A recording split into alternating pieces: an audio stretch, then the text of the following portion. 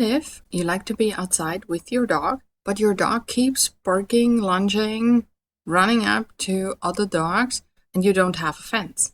In today's episode of A Dog Soul and Empath's Guide to Your Dog's Feelings, we're going to talk about what happens if the neighborhood in an apartment complex likes to get together and a small dog who is always off leash gets into trouble. So stay tuned and have fun.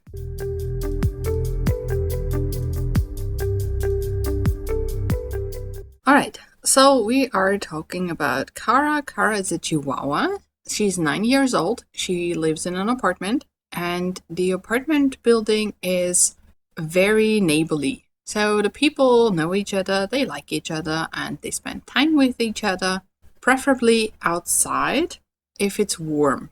Kara is always with her parents, so whenever her parents are outside, she is outside as well, be it with their neighbors or be it alone, doing something, working on something. But Kara runs toward and barks at other dogs and some people, on leash and off leash. And the main reason for training is that they cannot go on vacation with her because she has to be on leash, and they don't want that because in their neighborhood, her parents don't really mind her charging other dogs because they told me they are fine and the other dogs are friendly, and that's why it's not very concerning. But on vacation, they don't know the dogs, right? And there are more large dogs maybe, and that can be really dangerous for her. So, to paint you a picture of how the situation looks like, we are talking about an apartment complex that is very much like suburbia. Everybody knows everybody, and the houses are not too close to each other. There are large areas between them, and behind the houses there are concrete sitting areas and grass, and it's much like a backyard but without a fence. Now, the houses are close enough together so that from these sitting areas you can see when somebody comes out of the house. Now, there are some dogs in this apartment complex, and what Kara does whenever she's outside is she spots another dog, she starts barking, and she runs up to that dog. It depends on how the dog reacts. If the dog's quite calm and ignores her, she will get closer and closer and closer and tries to snap at the dog. If the dog barks back or pulls toward her, she runs away.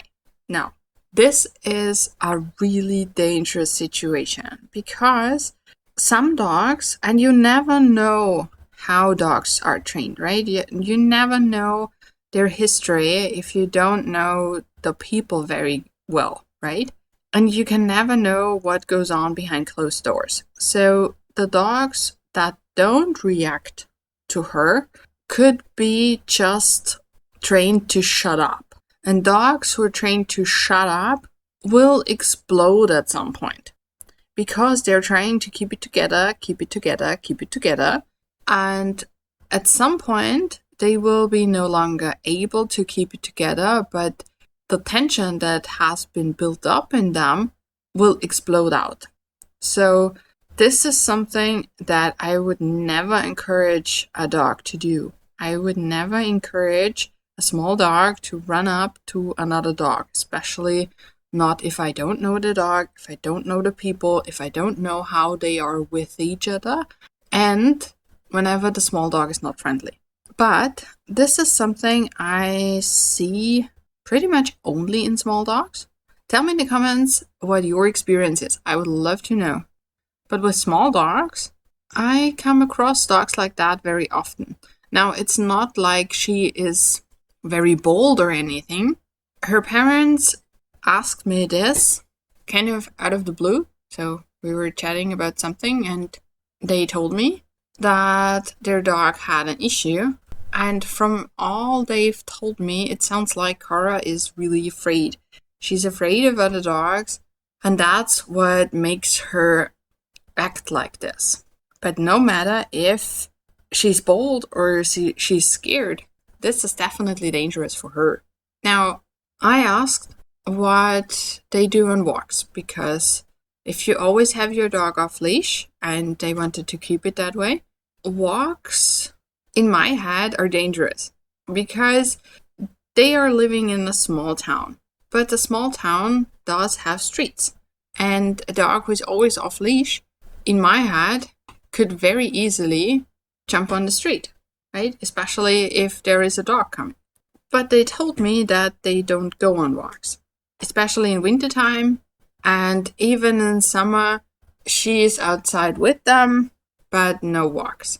And then I asked what they do indoors, because if you don't go on walks, you have to do something with your dog indoors, right? Your dog has to be mentally stimulated, physically stimulated, and otherwise he or she will get bored, right? It's the same for us. If we just sit around and do nothing all day, we get bored. And if barking at other dogs is the only thing that's exciting for her, that could be another component why she keeps doing it, because she's bored. And they told me that they do play fetch sometimes, but she's not very good at it. And other ways, they just snuggle and she has the cats to engage with, but the cats mostly ignore her. And then they started thinking.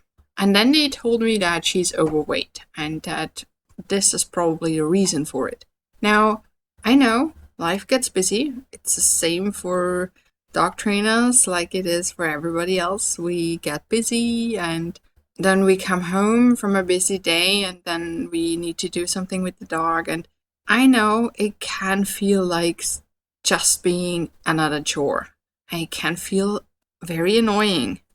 But we decided to take a dog into our homes, and that's when responsibility starts, right? We need to provide our dogs with something to occupy them, with something that makes them happy, with fulfilling their needs and all these things. So this is what I would do first. I would start walking, and it can be small walks, right? If she's not ready for the big world yet, it can be small walks. It can just be, in the beginning, getting her used to a leash, because I would definitely keep a leash on. As soon as she goes outside, I would have a leash on that dog, just to prevent things from going south, right? For her and for another dog, because I'm always a big fan of not annoying the people I live very close to. And yes, it's annoying for other dog parents to constantly have to manage a free roaming dog who is not friendly.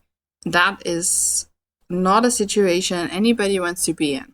And for Kara herself, it's dangerous as well, right? She just has to pick the wrong dog and things become very dangerous for her. So I would keep a leash on. And I would teach her that this leash means that good things are happening, so that she would not develop an even worse leash reactivity. So first, introducing mental stimulation exercise indoors and outdoors. And outdoors, always with a leash on. A harness, a leash, and that way teaching her to do something else, right? If a dog has a variety of things he or she can do, it's easier to tell him not to pick the reactivity. So we introduced search games, and Chihuahuas are super clever dogs. They always get underestimated. They are really, really intelligent. And they learn super fast, and they like learning. So we introduced search games very quickly. She liked doing them. And in an apartment complex, you have a gazillion options, right? You have so many possible hiding spots. And in this apartment complex, where it's a lot of grass, it's concrete sitting areas where no cars are around and stuff like that, you can even be a little bit more relaxed than if you're trying to do this on a busy street, right? So what that does is it brings more relaxation into Cora's life. It brings more stimulation and her needs are getting fulfilled. Her doggy personality gets something to do, right? And after that, she can learn to look at her parents and come back. And if you do that often enough, and you teach it in a very fun way, and you teach it with awesome rewards that fit the dog's needs and stuff like that, you really get a dog who checks in regularly and comes back also on a regular basis. So you don't need to tell your dog all the time, hey, look at me sometimes, hey, come back, and stuff like that. Your dog will do that automatically. And the more you train that, the higher are the chances that if your dog gets scared, he will try one of these. And that's what I would do with Kara, because if fear is the predominant emotion behind the behavior, we need to give the dog something that makes her feel better without endangering herself or another dog. And those two things are really, really quickly trained, right? You just teach your dog that there is food available where you are, or games, whatever, play, toys, whatever your dog likes. You can even show him or her a nice sniffing spot, right? If you found some kind of roadkill, for example, and you can show your dog the roadkill and see what your dog does.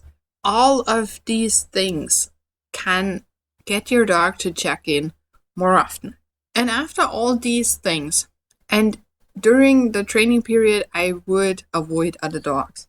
That can mean picking different areas to walk. It can mean putting up barriers so that she cannot see the other dogs walking by.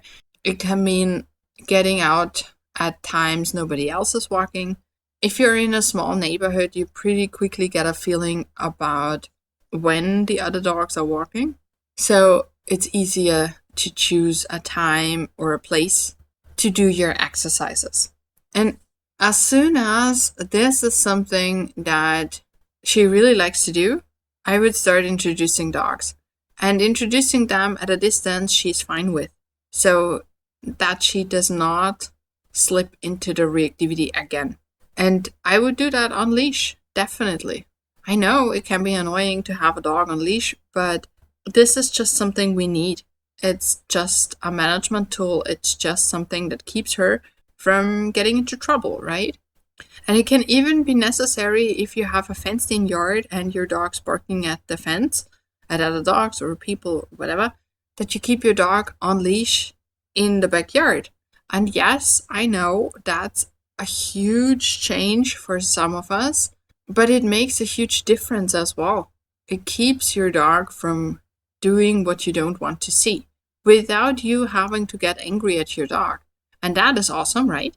So yes, with time and with training and with your dog learning that this is no longer necessary, the leash might become obsolete. You might want to take the leash off and train without the leash, or maybe, especially on walks, the leash stays on, right? So what I want to give you with this episode is a little bit of a different perspective on a leash. Tell me in the comments or in a review or via email, however you would like, what your relationship to the leash is. I would love to know. I sometimes ask that in my groups and I get very different answers. It's always fun. And with that, have a lot of fun training and we'll see each other next time. Bye.